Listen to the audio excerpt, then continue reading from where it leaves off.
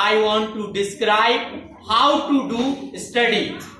First of all, I want to describe the basic nature, that is common word attitude. आप लोगों को मैं पहले एटीट्यूड का मतलब होता है नजरिया. इट इज नॉट एरोगेंट, ये घमंड नहीं है. याद रखना, there is basic difference between attitude and arrogant. बहुत ही ज्यादा डिफरेंट अंतर होता है नजरिए में और घमंड में. एक ही वर्ड में आप लोगों को बताना चाहता हूं, कोई भी वर्क है, दुनिया का कोई भी काम, दिस इज द वर्क. सब कुछ डिपेंड करता है आपके सोचने पर, आप कैसा सोचते हो. बहुत सारी बातें होती हैं कि अगर ये वर्ड मैंने लिख दिया एटीट्यूड, एटीट्यूड का मतलब होता है नजरिया. एक व्यक्ति होता है, हम उसमें एक व्यक्ति में बहुत सारे गुण भी होते हैं और अवगुण भी होते हैं. गुण का मतलब होता है एक व्यक्ति में अच्छाई भी होती है और बुराई भी होती है. तो दूसरा व्यक्ति पहले वाले व्यक्ति में अच्छाई देखता है और कोई तीसरा व्यक्ति पहले वाले व्यक्ति में बुराई देखता है. कहने का मतलब है नजरिया आपका ऐसा होना चाहिए कि व्यक्तियों में आप अच्छाई देखो, बुराई उनमें रहने दो. मतलब ये जो आपने नजरिया बना लिया है कि लोगों में बुराई ढूंढने का, बुराई निकालने का, कि कोई व्यक्ति आता है, टीचर आता है या कोई दूसरा व्यक्ति आपका दोस्त भी है, तो आप अपने दोस्त में केवल उनकी बुराइयां बस सीख लेते हो, उनकी बुराइयों को बस क्या कर लेते हो, ग्रहण कर लेते हो, सीख लेते हो उनसे, क्योंकि आप उनमें केवल बुराई देखते हो, आप उनमें अच्छाई देखते ही नहीं. तो आपको अपना क्या करना है, एटीट्यूड चेंज करना है. एटीट्यूड का मतलब होता है नजरिया, देखने का तरीका एटीट्यूड कहलाता है. इट इज नॉट एरोगेंट, ये घमंड नहीं है. देखने का तरीका, रहने का तरीका, हाव भाव एटीट्यूड कहलाता है. सीधी बात कहने का ये है कि आप व्यक्तियों में अच्छाई देखो, उनसे अच्छाई सीख लो और बुराई उनमें रहने दो. कोई भी काम है, कोई भी है, दुनिया का कोई भी काम, आप ये सोचना आई कैन डू इट, मैं यह कर सकता हूं. आई कैन डू इट, मैं यह कर सकता हूं. दूसरा, only I can do it. कोई भी व्यक्ति है, ये सोच रहा है, उसको काम दिया गया, तो वो सोच रहा है काम करने के पहले आई कैन डू इट, हाँ मैं यह आराम से कर सकता हूं. It is your self confident, ये आपका आत्मविश्वास है. It is your self confident. और ये सोचना कि केवल मैं इस काम को कर सकता हूं, मेरे अलावा कोई भी नहीं कर सकता, that is arrogant. Arrogant means घमंड, ये आपका घमंड है. Not it is a attitude. Attitude घमंड नहीं होता. मैंने आप लोगों को यहां पर एटीट्यूड और घमंड में अंतर समझाया है, एक बार और मैं समझाने की कोशिश कर रहा हूं. एटीट्यूड मतलब आपका नजरिया, देखने का तरीका, चीजों को समझने का तरीका, एटीट्यूड नजरिया कहलाता है. घमंड क्या कहलाता है, यहां याद रखना. जैसे आप ब्यूटीफुल हो, आप सुंदर हो, तो ये सोचना कि मैं सुंदर हूं, नॉर्मली सोचना, ये आपका आत्मविश्वास है. और ये सोचना कि केवल मैं सुंदर हूं, मेरे अलावा कोई भी सुंदर नहीं है, ये आपका घमंड है. इट इज एरोगेंट, ये नजरिया नहीं है. याद रखना, आपके पास पैसा है, धन है, दौलत है, बहुत ज्यादा धन है, दौलत है, आप ये सोचते हो हाँ मेरे पास पैसा है नॉर्मल, तो आपका ये आत्मविश्वास है, सेल्फ कॉन्फिडेंट है. लेकिन केवल आप ये सोचते हो मेरे पास धन है, दौलत है, बहुत ज्यादा धन दौलत है और मैं इस विश्व का सबसे अमीर आदमी हूं, मेरे अलावा कोई भी अमीर नहीं है, और आप उस पैसे को उड़ाते हो, उल्टी सीधी चीजों में लगाते हो तो वो आपका क्या है, घमंड है। ये दौलत का घमंड। बात आ गई समझ में? दो चीजें बताई मैंने, एटीट्यूड और वर्क में। सारी चीजें आपके अंदर है, कोई दूसरा आपको सिखा नहीं सकता, सब कुछ आपके अंदर है। पढ़ाई करने का तरीका भी आप बना लो। कोई भी टाइम टेबल नहीं होता है कि आप रोज सुबह से उठो और 2 घंटे पढ़ो और फिर बंद करके क्या आ जाओ, स्कूल आ जाओ। जब समय मिले तब पढ़ो। समय नहीं होता है कोई पढ़ाई करने का। सुबह समय मिले सुबह पढ़ाई करो, शाम को समय मिले शाम को पढ़ाई करो, दोपहर में समय मिले दोपहर में पढ़ाई करो। टाइम टेबल जो आप फिक्स करते हो वो कभी फॉलो नहीं कर पाते। आप फिक्स कर लेते हो कि मुझे सुबह पढ़ाई करनी है 2 घंटे, कभी नींद खुलती है कभी नहीं खुलती। ऐसे में क्या हो जाता है, आपका वो टाइम टेबल विफल हो जाता है, आप पढ़ाई नहीं कर पाते हो अच्छे से। लेकिन आपको पढ़ाई जब आप फ्री हो, जब आपको समय मिले, जब आप पर क्या हो, फ्री माइंड हो, तब क्या करना चाहिए, आपको पढ़ाई करना चाहिए। आपको ना दिन देखना चाहिए, ना रात देखना चाहिए, ना आपको शाम देखनी चाहिए, ना सुबह देखनी चाहिए। बिल्कुल ये मकसद बना लो कि स्टार्टिंग में हमें दिन में या रात में 24 घंटे में स्टार्टिंग में 2 घंटे पढ़ाई करनी है। चाहे आप 2 घंटे को डाइवर्ट कर सकते हो, डिवाइड कर सकते हो, 1 घंटे सुबह 1 घंटे शाम को, या ऐसा भी कर सकते हो फुल 2 घंटे सुबह या फुल 2 घंटे शाम को, डिवाइड कर लो। बिल्कुल ये जरूरी नहीं है कि आप सुबह ही 2 घंटे पढ़ो कि शाम को, जब समय मिले स्टार्टिंग में बना लो मुझे 2 घंटे 24 घंटे में पढ़ाई करनी है। कितना भी कुछ हो जाए, कोई भी बुलाए, कुछ भी हो जाए, कहीं पर जाना पड़े, आपको 2 घंटे पढ़ाई करनी ही है, चाहे सुबह चाहे शाम को। एक दिन आप नहीं कर, जैसे आपने 3 दिन रेगुलर 2-2 घंटे पढ़ाई कर ली, चौथे दिन आप नहीं कर पाए तो 5वें दिन क्या करो, 4 घंटे पढ़ाई कर लो, 2 घंटे इसमें क्या हो जाए, कवर हो जाए। फिर 2 घंटे की पढ़ाई करने के बाद पढ़ाई मन लगने लगेगा, 2 घंटे को धीरे धीरे बढ़ाते जाओ। 6वें दिन 2.5 घंटे स्टार्ट कर दो, 7वें दिन 3 घंटे, 8वें दिन 3.5 घंटे, ऐसे ऐसे बढ़ाते जाओ। समय को, पढ़ाई को बढ़ाते जाओ, बैठने की कोशिश करो। पढ़ाई कैसी करनी चाहिए, अब मैं आप लोगों को तरीका बता रहा हूं। पहले मैंने आपको बताया है टाइम कैसे निकालती है, टाइम मैनेजमेंट। कभी भी टाइम मैनेजमेंट मतलब कभी भी समय मिले आप बना लो कि मुझे 2 घंटे पढ़ाई करनी है या 3 घंटे पढ़ाई करनी है या 4 घंटे। एक दिन नहीं पढ़ पाते हो तो दूसरे दिन उसका डबल पढ़ना है। दूसरी बात, जैसे याद करने वाले सब्जेक्ट जो होते हैं जैसे साइंस, एसएसटी, हिंदी, इंग्लिश, इनको कोशिश करो सुबह पढ़ो। सुबह अपना जो माइंड होता है वो 100% काम करता है, 100%, क्योंकि रात में अपन अपने माइंड को क्या दे चुके हैं, आराम दे चुके हैं, माइंड को आराम दे चुके हैं, इसलिए हमारा माइंड अब सुबह रिफ्रेश हो गया है।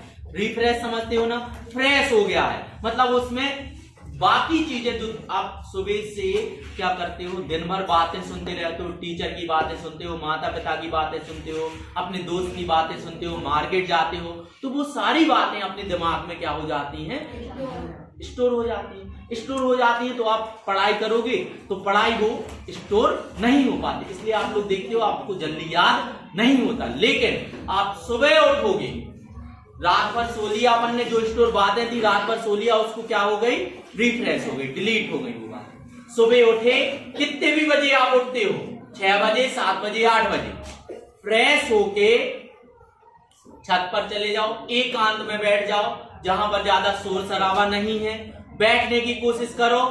ऐसे किताब को कर लो, साइंस की सबसे पहले एक क्वेश्चन आपने याद किया, क्वेश्चन को समझो पहले, फिर उसको आंसर को ऐसे रख के पढ़ना है, ऐसे नहीं पढ़ना है, ऐसे में याद नहीं होता है। ऐसे इसलिए पढ़ते हैं क्योंकि अपना जो दिमाग है, अपना कंसंट्रेशन बना रहता है पूरे काय पर, बुक पर। आपने जो लिखा है, आपका लिखा हुआ ही आपको याद होगा, आपकी गाइड का, आपकी किताब का याद नहीं हो सकता। गाइड में, किताब में जो लिखा है उसके क्वेश्चन का आंसर अपनी राइटिंग में, रफ कॉपी में, अपनी फेयर कॉपी में उतार लो और उसी को याद करने की कोशिश करो, उसको जल्दी याद हो जाएगा। इट इज रियलिटी, ये रियलिटी है, वही याद होगा। और आप ऐसे करके चल के भी याद कर सकते हो। चल के आपने जैसे एक क्वेश्चन पढ़ लिया, क्वेश्चन पढ़ा, उसका आंसर आपने पढ़ लिया, एक आंसर आपने याद कर लिया। अब आंसर याद करने के बाद आपके पास रफ कॉपी और पेन होना चाहिए। आप उस आंसर को लिख कर जरूर देखें तुरंत, 15 मिनट बाद, 20 मिनट बाद या 10 मिनट बाद, जब तक आपको याद हो जाए, चाहे छोटा क्वेश्चन हो चाहे बड़ा क्वेश्चन हो, उसको लिख कर देखो। लिखने के बाद उस क्वेश्चन को आप फेयर कॉपी में या गाइड में से जो या अपनी कॉपी में से जरूर मिलाओ कि तुमने क्या सही किया है, क्या गलत किया। तुमने सही किया है, पहली बार में किसी का गलत, किसी का सही नहीं आता, थोड़ा बहुत रॉन्ग हो ही जाता है। तो आप मिलाओ एक एक लाइन, आपने जहां गलत किया है उसको एक बार और याद करो, चल के याद करो। अब जो आपका 10 मिनट में याद हुआ था क्वेश्चन, वो 5 मिनट में आपका क्या हो जाएगा, सही अच्छे से याद हो जाएगा।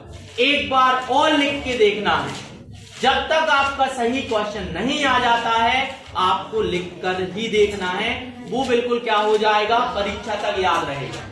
शाम को आपको मैथ्स और डेरिवेशंस वाले जो क्वेश्चन होते हैं, साइंस के बड़े बड़े क्वेश्चन होते हैं जिनको लिखना पड़ता है, वो क्वेश्चन आपको शाम को मैथ्स सॉल्व करना है।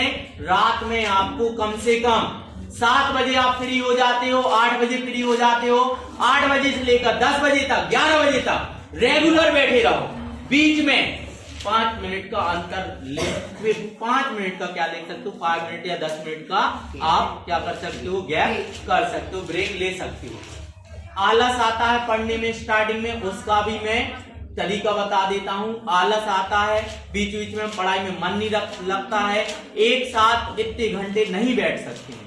पढ़ाई करते समय आप अपने मुंह में कोई भी टॉफी, वो वाली टॉफी लेना है जो चिंगम नहीं खानी है। चिंगम में आप लोगों को पता है, हम बता दे रहे हैं, उससे बहुत ज्यादा क्या होती है, जो आपकी एनर्जी बनती है लार की, वो चिंगम में मिल जाती है, और वो आप क्या कर देते हो, फूंक देते हो बाहर। तो चिंगम नहीं यूज करना है, पहली बात। तो बहुत सारे घाटे भी हैं चिंगम से, याद रखना। आप उसको अगर अंदर ही ले लेते हो चिंगम में, तो आपकी आंतों में वो फंस सकती है। दूसरी बात, आप उसको चबाते रहते हो तो जो आपकी जो लार बन रही है, अच्छी वाली लार, जिससे आपकी दिमाग की शक्ति बनती है, वो चिंगम में चिपक कर क्या हो जाती है, आप उसको थूक देते हो, वो बाहर चला है, स्मरण शक्ति कहलाती है वो। याद रखना। आप जो सुपारी वगैरह खाते हो, तो याद रखना, सुपारी खाते हो, सुपारी खाने को डॉक्टर वगैरह इसलिए मना करते हैं गुटखा खाने को, क्योंकि आपके मस्तिष्क से एक रस रिसीव होता है, वो कहां आता है, आपकी लार में, और वो लार जो है आपके कान में आ जाती है, सुपारी में चिपक जाती है, वो मस्तिष्क से जो रिसीव हो रहा है, रिलीज हो रहा है रस, वो स्मरण शक्ति कहलाती है। और वो उसमें आप ऐसे ऐसा चबा रहे हो तो वो उसमें लार के द्वारा उसमें चिपक जाती हो, आप बाहर फेंक देते हो, आपकी स्मरण शक्ति कम हो जाती है। देख लेना, जो लोग गुटखा खाते हैं, तंबाकू का यूज करते हैं, चिंगम का यूज करते हैं, बहुत ही ज्यादा गुटखा पान मसाला खाते हैं, उनकी स्मरण शक्ति कम होती है, याद रखने की क्षमता उनकी बहुत कम बचती है, याद रखना। इसलिए ऐसा यूज नहीं करना। आप वो वाली गोली, वो वाली चॉकलेट यूज करना जिसको चूसा जा सके, जिसे बोलते हैं संतरे की गोली, सुना होगा, ठीक है, वो वाली यूज कर सकते हो आप। हाँ, चने यूज कर सकते हो, है ना, भीगे हुए चने, और या तो वो जो अपन प्रसाद में देते हैं वो भुने हुए चने यूज कर सकते हो, मूंगफली यूज कर सकते हो। आप बैठे हैं पढ़ने के लिए, आपने एक मुंह में डाल लिया और आप क्या कर रहे हो, लिख रहे हो, मैथ सॉल्व कर रहे हो, इतने अच्छे से मन लगेगा मैथ सॉल्व करने में। याद रखना, अब मैथ सॉल्व करने का हम तरीका बता रहे हैं, मैथ्स पढ़ने का तरीका बता रहे हैं। जिनको मैथ्स बिल्कुल भी समझ नहीं आती है, सुनना अच्छे से, बिल्कुल भी बनता नहीं है मैथ्स, तो अच्छे से सुनना ध्यान से। आपके पास जो भी आप मैथ्स कर रहे हो, जो भी आप सवाल कर रहे हो, उसका सोल्यूशन होना चाहिए। जो भी टीचर ने करवाया हो वो, या तो आपकी गाइड, या तो आपकी किताब, या आपकी फेयर कॉपी, और एक होना चाहिए रफ कॉपी। तो आपको करना क्या है, आपने उठा लिया सवाल और इसको एक बार देख के किया, एक बार देख के ही करना है, फेयर कॉपी में से या रफ कॉपी उसमें से, गाइड में से देख कर लो उस सवाल को, पूरा सॉल्व कर लो। अब पलटा दो वो कॉपी और पेज पलटा दो, रफ कॉपी यूज करना है सम के लिए, मैथ्स के लिए, जिससे आपको भी ना लगे कि वो भर रही है। भरती है ना कॉपी, फेयर कॉपी, तो अपन को लगता है अब नहीं करना, आलस आने लगता है, ये भी रीजन है। ठीक है, तो इतनी बेकार कॉपी यूज करना है जिसको भरने में आपको कोई भी प्रॉब्लम ना हो, सिंपल सरल, बिल्कुल कम पैसे की आज। तो आपने पहले क्या किया, सवाल को देखकर सॉल्व कर लिया और उसको समझते जाना धीरे धीरे। अब कॉपी पलटा दो और वो भी पलटा दो जहां आपने सॉल्व किया। अब उस सवाल को आप बिना देखे सॉल्व करने की कोशिश करो। बिना देखे सॉल्व करने की कोशिश करोगे, आधा तो बनेगा, एक लाइन तो बनेगी, एक स्टेप तो सही होगा, है ना। अब उसको जो गाइड या कॉपी या फेयर कॉपी आप रखे हो उसको ऐसा पलटाओ और जो सवाल आपने बिना देखे किया उसको मिलाओ। मिलाने पर आपके 3 स्टेप सही है। एक बार और समझ लो उसको कि हमने कहां गलती की है, फिर दोबारा फिर से पलटा दो, फिर से शुरू से स्टार्टिंग से उस सवाल को करो। 1 या 2 बार में वो सवाल बिना देखे आपसे बनने लगेगा, याद रखना। 2-3 बार करोगे, आलस नहीं आना चाहिए। ऐसा होता है मैथ्स में, रात में करते हो तो सवाल गलत हो जाता है और सवाल गलत होने पर आप छोड़ देते हो और सो जाते हो, करना ही नहीं, सवाल सॉल्व ही नहीं होता, कोशिश छोड़ देते हो तो कुछ बनता नहीं। सब कुछ आपके अंदर है, आपका दिमाग को तेज करने का मैं तरीका बता रहा हूं।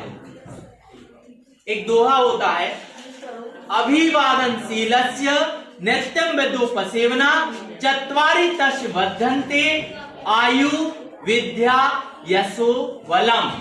सुनना, ज्ञान कैसे आता है, दिमाग को तेज करने का इसमें तरीका है। कैसे? जिनका दिमाग बिल्कुल नहीं चलता, पढ़ाई में मन नहीं लगता है, सुन लेना पढ़ाई करने का तरीका। अभिवादनशीलस्य, अच्छे आचरण मतलब डिसिप्लिन, अपने गुरु को, अपने माता पिता को और अपने से बड़ों का सम्मान करना। पहले तो जो अभी टीचर आए थे वो यही सिखा गए थे, जो भी आता है उसको विश करो, पानी के लिए पूछो, मतलब अपने से बड़ों का सम्मान करना है। अभिवादनशीलस्य, अच्छे आचरण और बड़ों की रिस्पेक्ट करने से क्रमशः आयु मतलब उम्र, आयु विद्या मतलब ज्ञान मतलब आपको पढ़ाई में मन लगने लगेगा। किन 2 चीजों से? केवल 2 चीजों से। ये दूसरों पर कमेंट्स करना बंद कर दो कि ये टीचर ये है, ये टीचर ऐसा है, ये ऐसा करता है, ये वैसा करता है। अच्छे आचरण और बड़ों की सेवा करने से क्रमशः आयु, विद्या, यश और बल की वृद्धि होती है। Thank you.